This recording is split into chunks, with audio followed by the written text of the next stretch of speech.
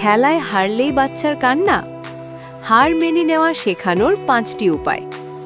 Ludo হোক বা দৌড় প্রতিযোগিতা, হারলেই বাচ্চার কান্না শুরু। তাকে স্পোর্টসম্যানশিপ শেখান এই 5টি উপায়। আপনি বড় হয়েও এই টিপগুলো মেনে চললে ভালো ফল পাবেন।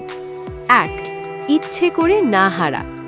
বাচ্চার সাথে খেলার সময় তাকে খুশি করতে সব সময় ইচ্ছে করে হেরে যাবেন না, তাকে হারের সাথে পরিচিত হতে দিন।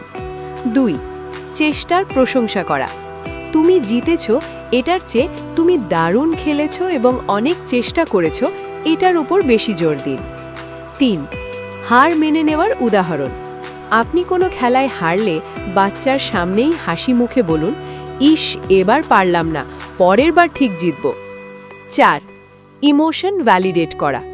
হারলে মন খারাপ হওয়াটা স্বাভাবিক, তাকে বলুন, আমি জানি হারলে মন খারাপ হয়, কিন্তু এটা একটা খেলা মাত্র। 5. খেলার আসল উদ্দেশ্য বোঝানো। তাকে বোঝান যে খেলার আসল মজা জেতার মধ্যে নয়, সবাই মিলে আনন্দ করার মধ্যে।